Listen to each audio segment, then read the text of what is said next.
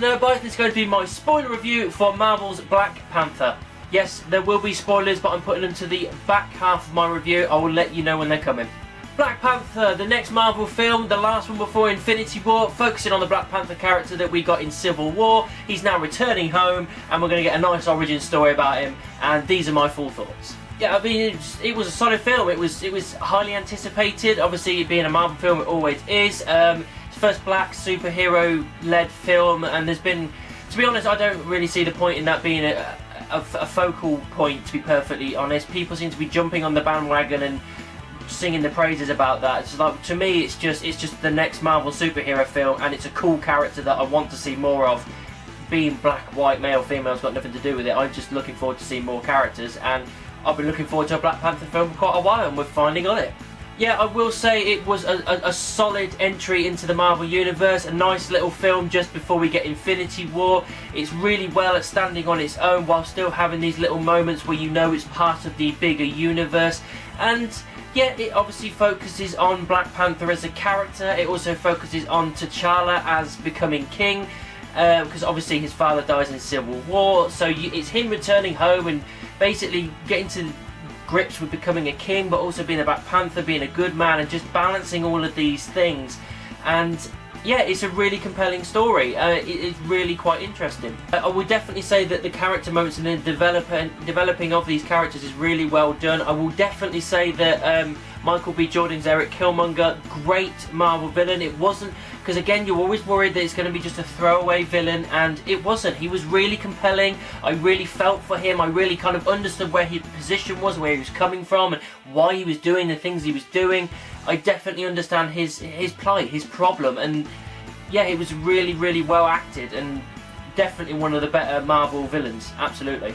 Chadwick Boseman does a great job as Black Panther / T'Challa, really, really well acted. He was awesome in Civil War, couldn't wait for this film and you finally get it, and yeah, he absolutely delivers. Everything about him just is charismatic, is just joyful to watch, really, really entertaining. I really like the chemistry between him and his sister. His sister's kind of like the tech head of Wakanda. She sorts out his suits and the weapons, all this kind of stuff, but she's a young kind of girl, so they have that kind of brotherly sister banter back and forth, and that chemistry was really, really well done. I did like the chemistry between him and his ex-girlfriend. It's Lupita Nyong'o's, I can't pronounce that name right, her character, and she was basically the ex/love interest type person, and their chemistry was really, really good as well. I really like the female warriors, the bold female Wakandan warriors. They were fucking kick-ass. They were awesome to watch. Martin Freeman, he's back as well. He's back as Everett Ross. Now, when he appeared in Civil War, I thought, I'm glad he's in the universe, but I wanted more. We didn't really get much of him. And then when I found out he was going to be in Black Panther, I was like, good. I hope we get, he's fleshed out more, he's used more, and he definitely is. He's a real pivotal role throughout this entire film, and I'm so glad he gets given that screen time, because we all know Martin Freeman is an incredible actor, and here, again, he does not disappoint. Andy Serkis comes back as Ulysses Klaue as well. Again, awesome. I really quite liked the way he did the character in Age of Ultron, and I definitely liked what he did here in Black Panther.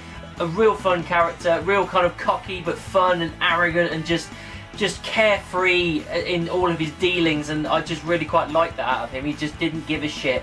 As I said before, Michael B. Jordan's character, Killmonger, the backstory that they set up for him and the way he goes forward into this story, everything about it is absolutely brilliant.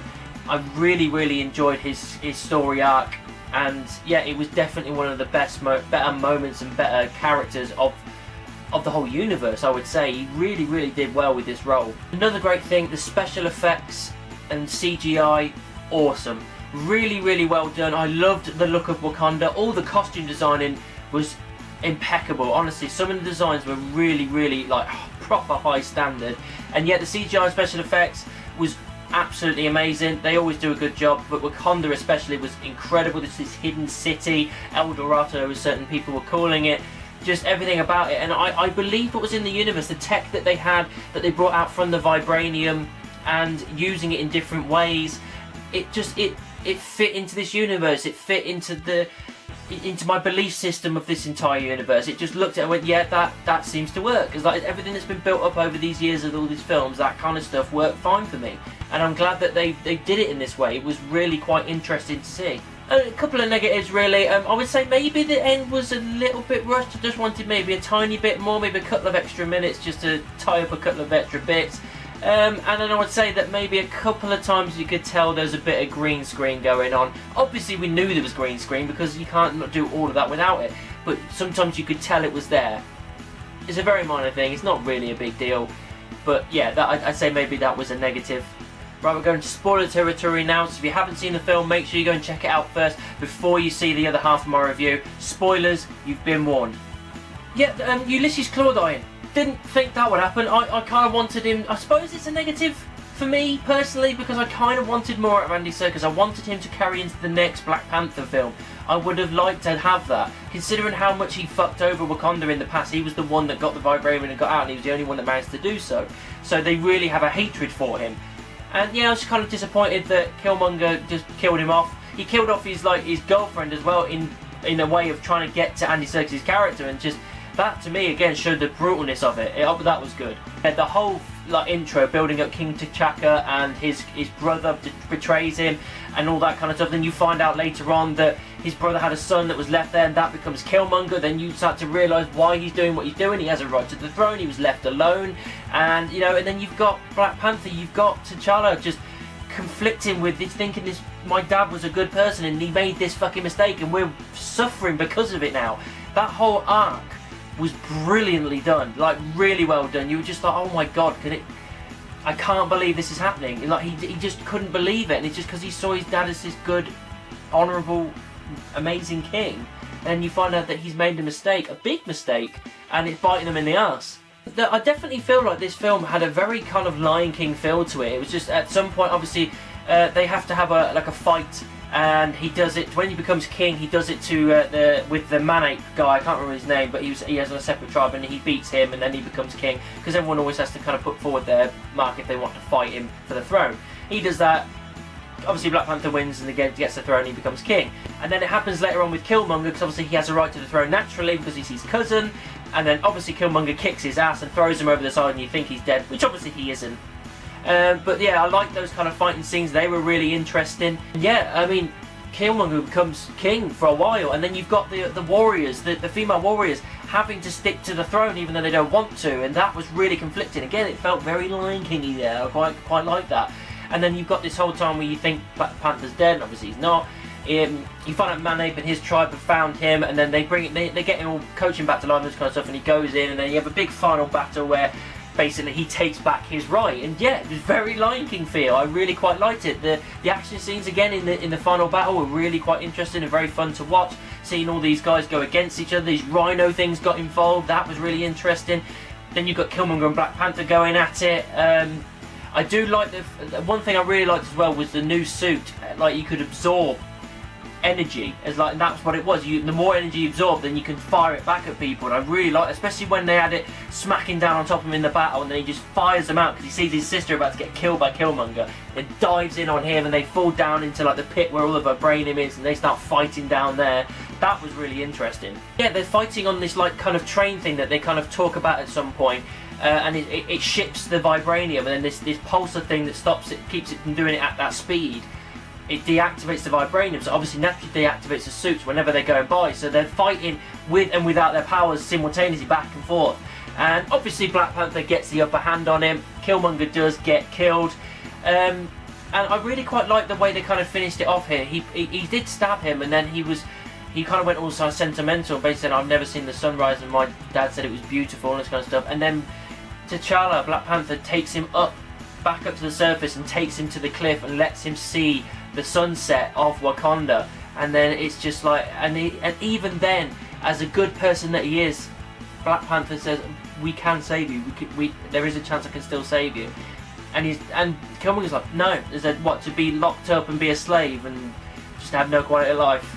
Nah, not happening. And then he just dies there and then. And that, I quite like that arc really. It really shows each other's perspective, is that the Black Panther's trying to be that good person. It's like, even though you've been a dick, we can save you. And he's just kind of like, no, this is what I wanted. I didn't get what I wanted.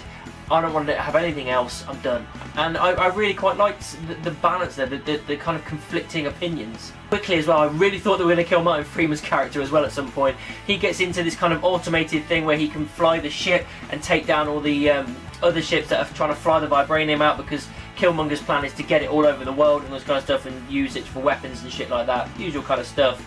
And then one of them gets into the tower and starts firing at the glass, and he's literally hasn't got long. He's got 50% and, like, until it like cracks through and he's gonna die, and then it's just like, no, put me back in. And he's like, oh my god, they're gonna kill him, and he literally like managed to get the last one destroyed. He falls out of the thing and then he runs away and he survives, and I'm so glad he does, because again, great actor, great character, and I'm glad that we're going to see more of him in the future. He might be a spokesperson for Wakanda going forward. I mean, the ending I would say is maybe a little bit rushed. You kind of finish everything up as I've said before, and then they land the ship down by the flats where the whole betrayal thing happened at the very start of the film. And yeah, I mean, that kind of happened. The kids kind of get all kind of missed it, like looking really cool at like the ship and everything, really enjoying that.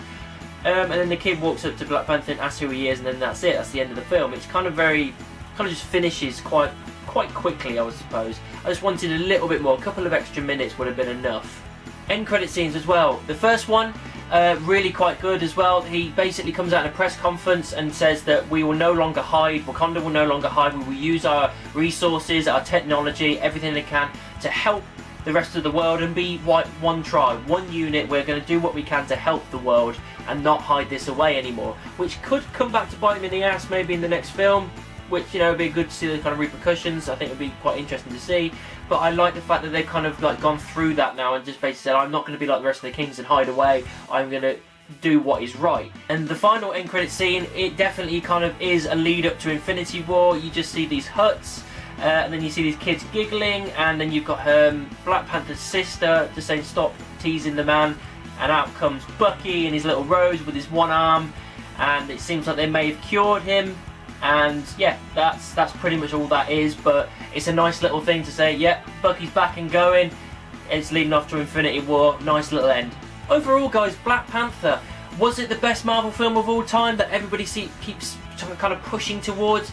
I don't think it was the best Marvel film of all time, but I definitely think it was a really decent, solid entry, and it was full of action, it was full of decent plot, decent characters, really well acted characters as well.